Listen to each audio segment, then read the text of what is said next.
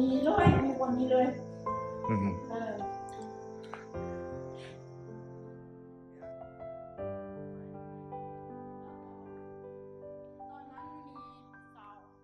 เสาศิลปะศูนย์กลางชื่อนางอย่างก็อันมาเป็นเลขาของท่านที่สุพรรณวัฒน์ใจองค์นี้พอเห็น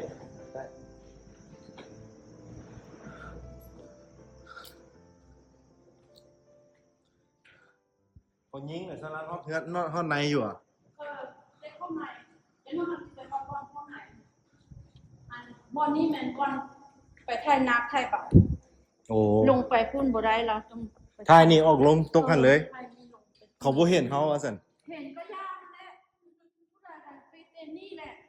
แต่ตรงนี้อย่างบังไว้ว่ะบ่มีอย่างบางเลยเพราะนั่นที่มันนั่งที่เท่าไหร่สมมติว่านี่มีเขียนยาเลื่อนนำเลย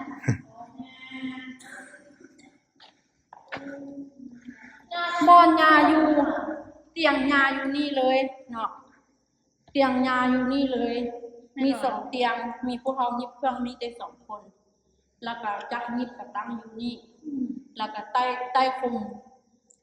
อันมุงสูงนะยิบเครื่องกลางคืนอยู่นี่แล้วก็กลางคืนกลางเวรเฮ็ดอยู่นี่เลยบ่เห็นพวกแล้วก็ใต้คุมนั้นยิบอยู่นี่แล้วก็บอนที่ว่าอยู่ถึงมันเป็นว่าโอ้ยพ่อยังพุดท่านใดขึ้นอีกเลย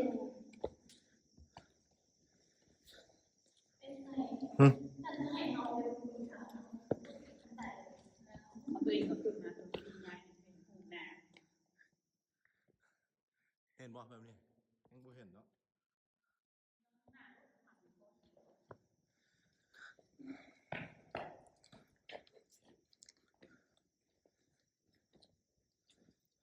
อันนี้ก็มาส้มแปลงเข้ามาหัวแปลงเซลตี้นี่นะจำหมดเลยทีชาโต๊ะตะชีชาโต๊ะเชลล์บุ้งเก่งมาเบิ่งลูกใส่อยู่ไหนนี่เดี๋ยวนี้เขาแปลงแล้วเนาะตัวนี้แมนตัวที่ว่าเวลาโยนมาแล้วทุกคนโฮมมาอยู่บนนี้เลยเราอย่างบังจะมีไอ้ยังมากับผ้านี่แหละบ้างนะอันนี้บอลเห็นเวียดทานเจ้าแฝงอันเจ้าว่าก็แม่นแหละนี่คงพิมพ์ตั้งอยู่นี่เลยคงพิมพ์นะคงพิมพ์ตั้งอยู่วันนี้เลยเฉพาะคงพิมพ์ได้เมื่อเขาบอกอยู่นี่นะเราเนี่ยไอ้สายเอาไฟมาหน่วยโฆษณามีหน้าที่เป็นศูนย์กลางในการโฆษณาเผยแพร่บรรดานิติกรรมเอกสารและมติคำสั่งต่างๆของรัฐนอกนั้นยังเป็นบอลจะแสดงศิลปวรรณคดีและเป็นบอลสายหุ้มเงาของการปฏิวัติอีกด้วยวันนี้คงพิมพ์ตั้งอยู่นี่เลยนั่นนะลงทางนี้เป็นชื่อสามเด้อนี่เด้คงพิมพ์ที่บนพิมพ์แม่แล้วหน่วยงานสื่อสารทั่วไปมีหน้าที่ติดตั้งเครื่องโทรคมโทรศัพท์ในการสื่อสารเพื่อรับใช้ให้ทุกแผนกการและรายงานสภาพเกี่ยวกับการเคลื่อนไหวที่เกิดขึ้นในแต่ละระยะให้ทุกภาคส่วนได้รับรู้เพราะว่าจะนี่แหละและชื่อสามทำไมนี่คนจะพิมพ์อันเราเข้ามาเลิกใช้คำนี้ทีมีแต่คำนี้ทีคำนี้อันนี้มันชื่อสามเนี่ยยุคนี้มีชื่อสามแต่ว่าตอนนั้นทันพวกเขามีทางลงบ่ได้ทีเดี๋ยวนี้ลงบ่ได้แล้วเต็ดกี้พวกเขาลงได้ลงไปฮอดหอมอยู่ลุ่มพูเลยลงนี่เป็นลงเต็ดกี้ลงได้เต็ดกี้มีทางลงได้ห้ามอยู่ใกล้ยังมันพลาดลุ่มเดี๋ยวนี้นี่เขาเฮ็ดแนวนี้แล้วเป็นไปบ่ได้โอ้เสียวนับมา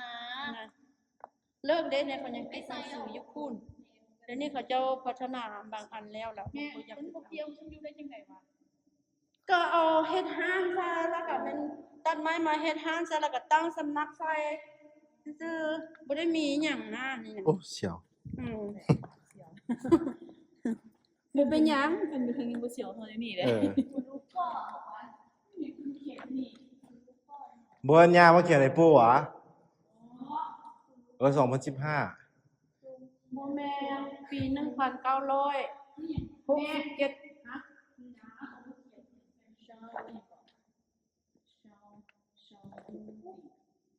Sono ti nang pelo alin to asa kochi ผู้รู้ว่าบ่ต้องมาสำบานติ บ่มีนะตายแบบ พ่อเขาพักกันแต่มื้อนั้นมื้อเดียว เขาเขียน แล้วมันยนต์มาแล้วมันจุดนั้นก็ขึ้นมา เพอมันสิอยู่หั่นมันสิซัดเนื้อถึกเลยเนาะ มันมาพบจะวันเดียวนี้ บ่อนนี้มันเป็นบ่อนจุดใจกลาง บ่อนนี้เป็นจุดใจกลางแล้วมันตะกี้เนี่ยกว่านี้นะเนาะมันต้องบนได้คือจังซี่พี่ยังไปแล้วทีนี้ก็ส่งเข้าอยู่ในนี้เลยมาลียนต์อยู่นี่เลยว่าเขียนมั่วซั่วใช่มั้ย เจ้าแขก มันบอกมันก็เป็น โต๊ะประธานเจ้าแขก มันก็เป็นองค์ที่ได้เนาะสมองของ บ่แม่นเจ้าแข็งบ่ได้อยู่นี่เนาะตะกี้หั่นน่ะแต่เขาเขียนแต่ซื่อๆแต่เจ้าแข็งบ่ได้อยู่นี่บ่อนนี้มันบ่อนที่ว่า คือใส่บทยาเป็นลำวงวันยังไงคุณเต็ม จะมีบ่อนเต้นลำวงอยู่ใส่อยู่นี่บ่ได้มีบ่อนเต้น เอาเขาจะเอาเต้นลำวงมาเดียวอ่ะ ผู้ใดเว้า หรือว่าแม่นมองพวกเจ้ามาเดินพากันมาเรียนระเบิด ไอ้ใส่ ผู้เฮามา บ่ไปรอบๆอันแยงข้างหน้านี่ อันนี้แม่นมาลีระเบิดซื่อๆอันนี้น่ะบ่ได้แม่น มารีจะมื้อจะคืนน่ะ เป็นปีเป็นเดือนเจ้าฮู้บ่ล่ะอยู่นี่เป็น ตัวอันยาวเพราะว่าตัวปากโอ่งน้อยๆแล้วย่างเข้าไปลึกๆเลยหั่นน่ะบ่แม่นอยู่นี่วะปากโอ่งที่มันเป็นน้อยๆย่างเข้าไปใหญ่ๆเป็นทางหั่นน่ะโอ้ยาวว่ายาวๆลูกเลยคิดว่ามันยาวเข้าไปเลยเป็นกิโลเมตรพุ่นนี่ มันสิยาวจบที่ ว่า คนนั้นอยู่ตรงที่ คือแต่บ่ให้ ที่ มา มาบอกอันนั้นฆ่าตัวตายนี่ถึงเรียกตัวตายไปไม่ถึงที่ เออ เรื่องมันเป็นได้ไหนกูเนี่ยเดี๋ยวมันเป็นได้ไหน ดูนั้นทันเพียงได้ใส่ ดูนั้นเพียงแล้วค่ะบอกว่ามันจะยิดย่อเพียงแล้วเข้าไปในนั้น แล้วยิงตัวเอง คือทางรถย่อแล้วปืนลั่นแท้นะ เออ นะวันยานี่เลยละเยี่ยมทุกอย่าง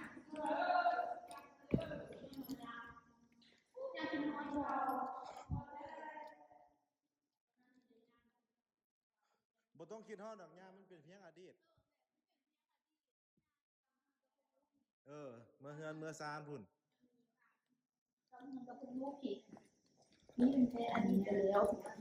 งานว่าทำว่าประธานไก่สอนเนี่ยก็ได้ประกาศไปเลยเนาะตอนนั้นงานอยู่ตรงกันแล้วอ่ะ อยู่กับทางที่ทุกคนเราวันใช้อยู่นี่นะ เดี๋ยวนี้เราเป็นยังไงล่ะ โอ้เราก็ตายเป็นหลงแล้ว เดี๋ยวสิเอาเสียงตัวนี้ของท่อลงในคลิปตัวเอาในประวัติยาเด้ว่าอันเดี๋ยวนี้ทางเกสรเขาก็ตายบ่ได้เนาะ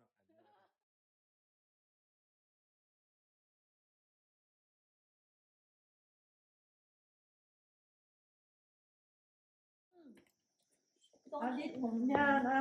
ทุกใจทุกวันเลยบ่ได้ไข่นะได้เข้ากินบ่ได้คงกินกินแต่เศร้าแล้วก็เรียบน้ำนี้ขึ้นไปถ้ามันไกลๆบุญล่ะทำมืดจึงค่อยกลับคืนมาเราคงกินมาเราจะเข้ามาแต่งกินความทุกข์กันนะ แม่ นะ เจ้ามันบ่ได้ถูกเจ้าตุ้มเสือเนี่ย งา ตาน บางทีตัวเต็งเราอ่ะนะให้ผู้ว่าจะมีเสือลงมาก็ผู้เจ้ากับใครกับเจ้าผัดกับใครได้ได้ นี่ฮะ โทรโมงมากเลยนะ แท้ถูกว่ามีแม่เฒ่าผู้หนึงอยู่